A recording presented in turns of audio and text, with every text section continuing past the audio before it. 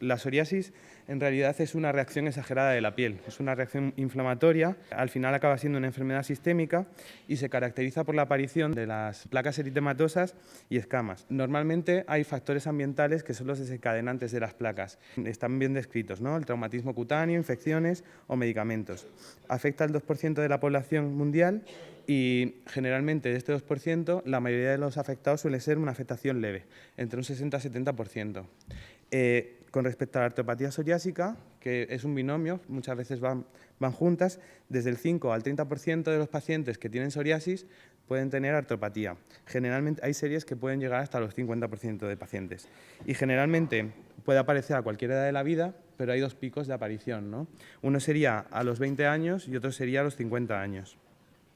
Con respecto a la genética, la predisposición genética se ha estudiado bastante en la psoriasis y se ha demostrado la asociación a un anticuerpo de histocompatibilidad, el CW6. Esto nos daría la diferencia entre psoriasis tipo 1, que sería una psoriasis de aparición precoz y con antecedentes familiares, y la psoriasis tipo 2, que sería una psoriasis de aparición más tardía y sin antecedentes familiares. Con respecto a la inmunopatogenia, vamos a hablar un poco de las células que están implicadas, ¿no? En principio está implicada el queratinocito, que es el estímulo y el que recibe al final toda la cascada inflamatoria, el linfocito y las células dendríticas que presentarían los antígenos. Todo esto mediado por citoquinas. Con respecto al factor desencadenante, muchas veces, que la mayoría de las veces suele ser el traumatismo sobre la piel, el queratinocito activaría un péptido que transmitiría hacia la célula dendrítica presente en el queratinocito y activaría una serie de citoquinas como péptidos bacterianos que producirían la liberación de interleuquina, TNF-alfa y toda la cascada inflamatoria. Esto se quedaría aquí si no se mantuviera solo. Generalmente, cuando llega al ganglio linfático, a ver si podemos señalar. Sí. Cuando llega al ganglio linfático, la célula dendrítica liberaría interleuquina 23, que produciría la estimulación del linfocito y una diferenciación en un linfocito Th17, y este linfocito Th17 produciría toda la interleuquina 17, que se encargaría de todos los efectos secundarios, es decir, en la hiperkeratosis de la piel, el aumento de la irrigación de los vasos sanguíneos y la aparición de los neutrófilos en la epidermis. Bueno, este modelo es un modelo nuevo propuesto.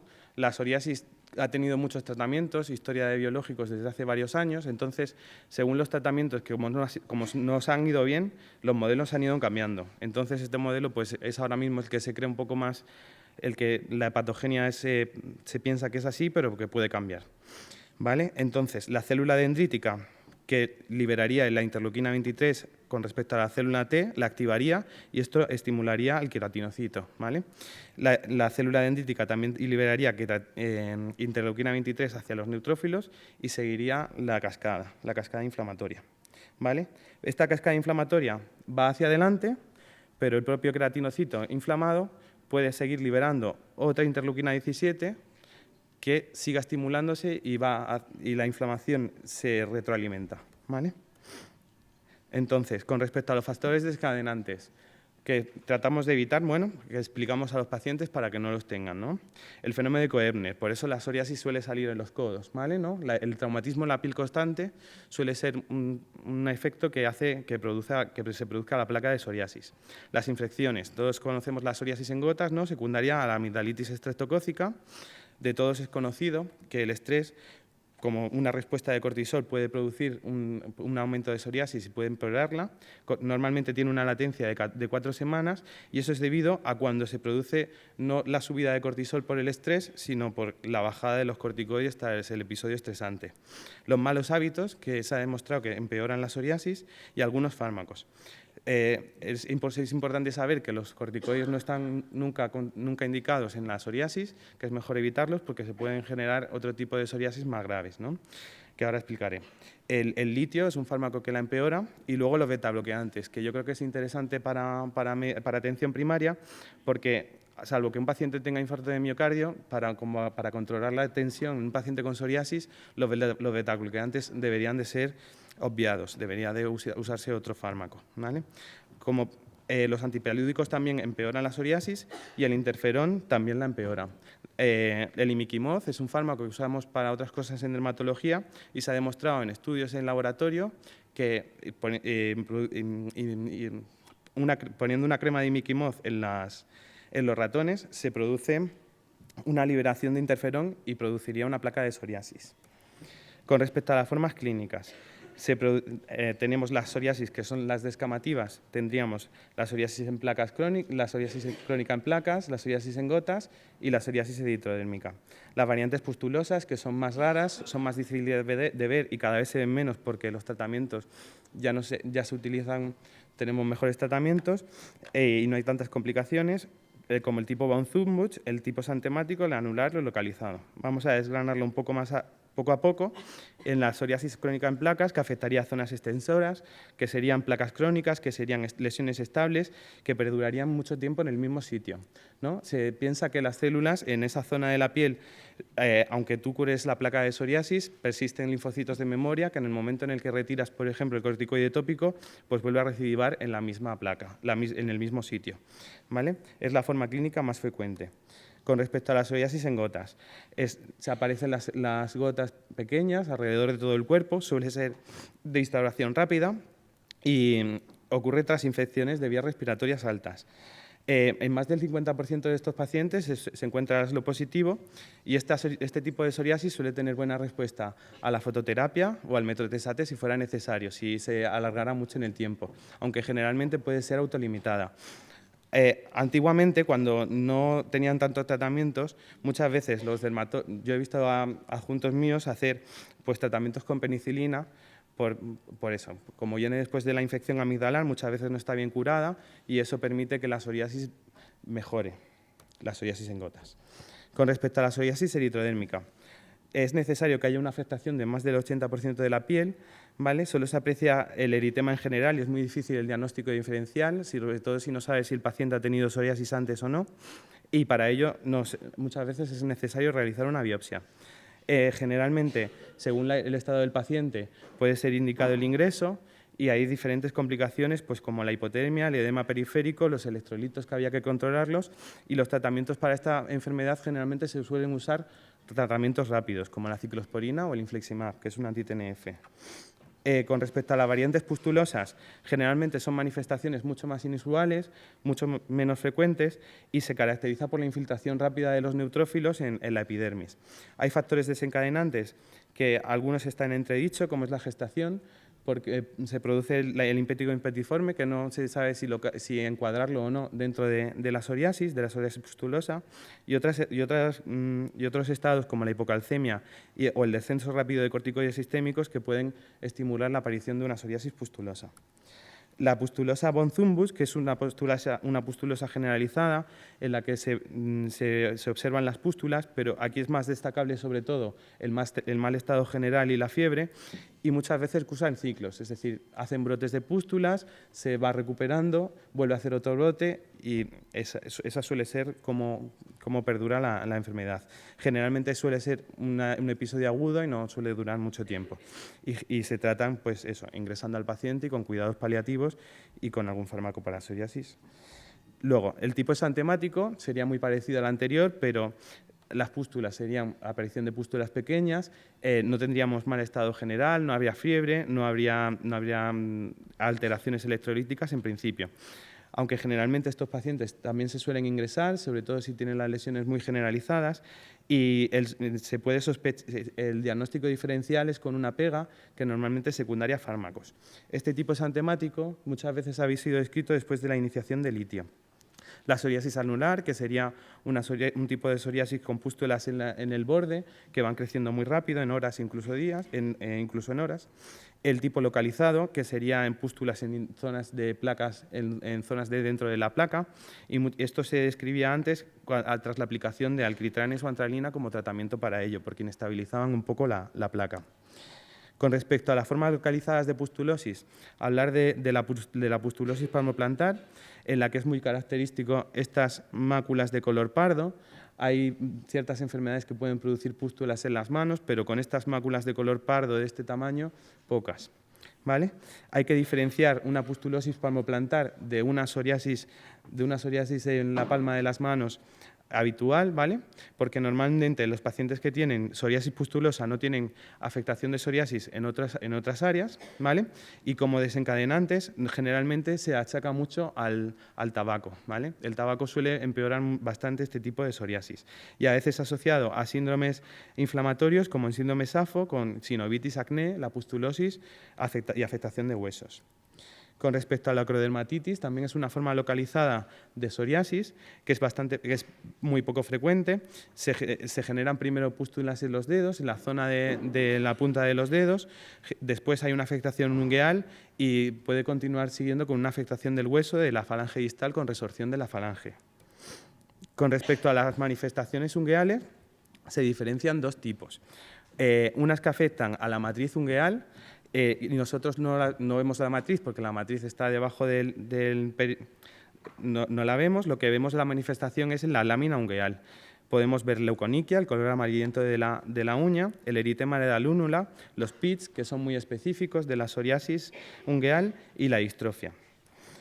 Hay afectaciones también del lecho ungueal, que la vemos a través de la lámina ungueal, y puede ser la onicolisis, que es la separación de la uña, que a veces se ve también de este color amarillento, la hemorragia sin astilla, las gotas de aceite o la hiperkeratosis ungueal.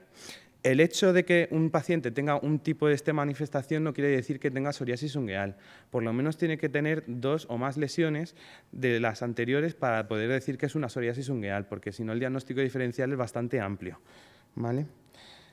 Con respecto a las comorbilidades, la psoriasis no solo son placas. La psoriasis en la evolución pues está muy relacionada con la artropatía psoriásica. Tenemos más riesgo las cosas que nos hacen sospechar que el paciente pueda tener artropatía psoriásica pues es la afectación ungueal. De hecho, la afectación ungueal se cree que es una manifestación precoz de la entesitis, que se traduciría con la entesitis del tendón del dedo, ¿vale? La afectación del cuero cabelludo, pero esto se cree que es porque es muy frecuente la afectación en el cuero cabelludo y se ha demostrado asociación con la artropatía psoriásica o la psoriasis inversa y sobre todo en la localización del pliegue interglúteo. Siempre hay que preguntar en estos pacientes pues más todavía si hay signos de psoriasis, signos de artropatía psoriásica, perdón. El síndrome metabólico, que está bastante relacionado con la psoriasis, con asociación significativa, la enfermedad inflamatoria intestinal, hay manifestaciones oculares que son típicas de psoriasis, aunque son bastante escasas y poco conocidas, pero bueno, que están ahí. El hígado graso no alcohólico, se ha demostrado que hay aumento de hepatitis no alcohólica, de hígado graso no alcohólico en pacientes con psoriasis, y la depresión, que muchas veces puede ser secundaria. De hecho, hay estudios que intentan demostrar si es secundaria a la propia psoriasis, ¿no? y a la propia depresión que te puede provocar la enfermedad, o si no, muchas veces las propias citoquinas o factores inflamatorios que pueden provocar y ayudar a estos trastornos un poco psiquiátricos. Con respecto al síndrome metabólico, me voy a centrar un poco en las consecuencias y en artículos que he visto que son un poco más interesantes, sobre todo por la significación, ¿no? Con consecuencia del síndrome metabólico, pues tenemos el aumento de riesgo de eventos cardiovasculares. Este estudio, que está publicado en Archives en 2006, demuestra que la psoriasis tiene un riesgo de infarto de miocardio, sobre todo en edades jóvenes, donde hay otros factores menores de riesgo, donde no se van acumulando los factores de riesgo y dependía de la severidad de la psoriasis. Es decir, que en un paciente con una psoriasis severa, pues tendríamos el doble de riesgo de tener un infarto de miocardio que en un paciente con una psoriasis leve, ¿vale? Otro estudio que intentaba demostrar, este estudio es retrospectivo en pacientes tratados y no tratados con psoriasis. Los fármacos anti-TNF son fármacos biológicos que se usaban en la primera generación de los biológicos para la psoriasis y por eso hay un poco más de estudios. Y entonces intentaban demostrar cómo en pacientes que habían recibido anti-TNF había menos datos de infarto de miocardio que en pacientes que no recibían ningún tratamiento. Y lo demostraron estadísticamente, que no recibían ningún tratamiento, solo tratamiento con corticoides tópicos. Con respecto a y hay otros estudios que tratan de justificar si esto es porque la propia psoriasis disminuye la inflamación y disminuye la placa de ateroma. Este estudio en placa de ateroma en la arteria carótida demostró que a la semana 52, en pacientes que tomaban anti-TNF, disminuía el tamaño de la pared de la placa. Con todo esto, hay indicios suficientes que podemos considerar la psoriasis como un factor de riesgo cardiovascular más, como la hipertensión, la dislipemia, ¿vale? Y en principio sea independiente de estos, aunque realmente la psoriasis sí que va asociado a eso. Y hay indicios para pensar que los tratamientos pues, pueden mejorar incluso y disminuir el riesgo de nuestro paciente, ¿vale? El riesgo de comorbilidad cardiovascular. Con respecto a los fármacos, hablar un poco de los fármacos sistémicos, sobre todo de los efectos adversos que os podéis encontrar vosotros en consulta, porque lo hayamos puesto nosotros o lo que sea. Entonces, los fármacos sistémicos son moléculas de pequeño tamaño con función inmunosupresora o queratorreguladora. Son los usados de forma clásica y llevan más tiempo en uso. El metotrexato, generalmente el metotrexato a nivel subcutáneo, un estudio con bastantes pacientes, que es el de estudio METOP, demostró mayor efectividad del metotrexato subcutáneo que oral con una menor caída de los pacientes. Se indicaba sobre todo que había que iniciar el tratamiento a dosis altas porque sí que había un aumento de la eficacia, pero no demostraba una disminución, no demostraba que había más efectos adversos. Y con respecto a los efectos adversos, hablar que la supresión de la médula ósea es bastante raro, sobre todo nosotros usamos menos dosis que en artropatía psoriásica, y sospecharlo si vemos un 20% menos de la celularidad en la primera semana de la analítica o en el primer mes. Con respecto a los tratamientos, el tratamiento ayudante que utilizamos siempre es el ácido fólico para prevenir la hepatotoxicidad, pero para prevenir la mielotoxicidad, es decir, la supresión de la médula ósea, cuando nos lo encontramos en una analítica, se trataría con ácido folínico, generalmente intravenoso y hospitalizado, ¿vale?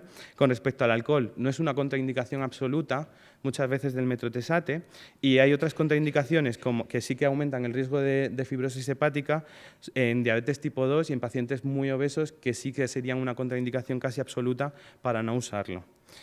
El acitretino. El acitretino es otro fármaco que usamos con bastante frecuencia, sobre todo porque tiene bastante rapidez. La dosis habitual suele ser 25 miligramos al día y los efectos adversos también produce hepatotoxicidad, pero el principal es la dislipemia y la cirrosis, que muchas veces obliga a quitar el tratamiento porque el paciente no aguanta la sequedad de la piel. Este fármaco también se puede combinar con otros, con fototerapia, incluso al combinarlo puede proteger del cáncer cutáneo no melanoma y también es combinable con otros fármacos. Tiene una baja efectividad en las psoriasis en placas crónicas, pero en psoriasis específicas como pustulosis palmoplantares y eritrodermias suele ir bien también porque suele ser rápido. Con respecto a la ciclosporina es el fármaco más efectivo que tenemos, pero también el que más efectos secundarios y el de más difícil manejo. ¿Por qué? Porque muchas veces la ciclosporina en psoriasis no se plantea para toda la vida, se plantea como un tratamiento para 6 meses, 1 año. Y lo difícil es, cuando tienes mantenido al paciente, quitárselo, porque en ese momento es cuando empieza a rebrotar y el paciente sigue queriendo tomarse la ciclosporina. Pero muchas veces no lo planteamos como un tratamiento para largo plazo. Entonces, la disminución tiene que ser progresiva para evitar que se produzca una psoriasis de nuevo un poco más intensa. El riesgo sobre todo que hay que vigilar es la toxicidad renal, habría que monitorizar la hipertensión arterial y es un fármaco que utiliza la vía del citocromo P450 y hay que vigilar la medicación concomitante, es importante vigilarla. Este fármaco no se puede combinar con fototoxicidad y no se puede combinar con fototerapia y puede producir fototoxicidad. Con respecto a la apremilast, este es un fármaco que también es un fármaco sistémico que ha aparecido mucho más posterior, generalmente no tiene mucha eficacia, sobre todo para lo que cuesta, y es útil en pustulosis palmoplantar, ¿vale? Y en toda enfermedad que sea mediada por neutrófilos. No se puede dar en pacientes con depresión por el riesgo de suicidio, ni tampoco en pacientes anorésicas, ya que produce una bajada de peso y encima incrementa la depresión. Con respecto a los fumaratos, este fármaco, que es nuevo, no es nuevo aquí en España, pero en Alemania lleva usándose durante 30 años, generalmente ahora se está poniendo bastante y hay muchas caídas de los fármacos porque la dosis empezamos poco a poco, pero tiene intolerancia gástrica, suele producir diarrea, que es un efecto adverso frecuente como el flushing. Efectos raros que pueden producirse son la leucopenia y la linfopenia y en eso tenemos que ir controlándolo con hemogramas trimestrales, en principio. El manejo en situaciones especiales, hablar un poco del embarazo. La ciclosporina es un fármaco que se puede administrar durante todo el embarazo. Con respecto a los biológicos, los anti-TNF pueden ser administrados en el primer y el segundo trimestre, pero no en el tercero. Y el certolizumab, que es un fármaco que no cruza la barrera placentaria, pues sería el más indicado en el embarazo, que es un anti-TNF. Con respecto a la eritrodermia, puede precisar el ingreso hospitalario y el mantenimiento de las constantes. Es importante el tratamiento precoz, bueno, para evitar los problemas que pueda acarrear o que haga psoriasis pustulosas. Y se puede empezar el tratamiento con ciclosporina porque es un fármaco bastante rápido. Los fármacos biológicos. Estos fármacos han ido surgiendo en la última década, bueno, un poco más, ¿vale? Y estos son las nuevas dianas, que serían la interleuquina 17 y la interleuquina 23 que hablábamos en el ciclo de patogenia de la psoriasis, en la cascada inflamatoria.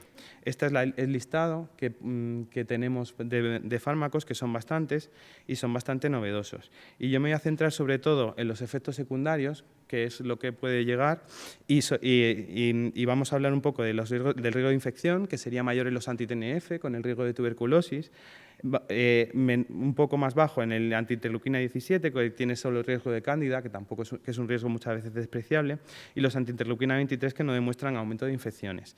Con respecto a los efectos secundarios de clase, pues habría que destacar la reactivación de la tuberculosis, la reactivación de enfermedades desmielinizantes por los anti-TNF, como la esclerosis múltiple, aparición de lupus eritematoso o el empeoramiento de insuficiencias cardíacas avanzadas. Con respecto al ustekinumab, hay pocos casos descritos de efectos de clase, de efectos secundarios, y serían dermatitis exfoliativa SINET que han surgido de forma esporádica. Y con respecto a los anti-interleuquina 17, el efecto secundario sería la cándida. Y en uno de los últimos que ha salido de anti-interleuquina 17, el brodalumab, que es el más potente, el empeoramiento de la enfermedad inflamatoria intestinal, el Crohn o la colitis ulcerosa. Y con respecto a los anti-interleuquina 23, que son fármacos que tenemos desde hace un año, los efectos secundarios todavía no están descritos, hay muy pocos, en los ensayos no hay, y en principio son bastante seguros. Como conclusión, tener en cuenta que la psoriasis es una enfermedad sistémica, ¿vale? Que no solo son las placas y que el tratamiento de la enfermedad no solo influye en la piel, sino que también influye en las comorbilidades. En un tratamiento precoz pues, evitaría un daño óseo, evitaría pues, daños que son muchas veces irreparables.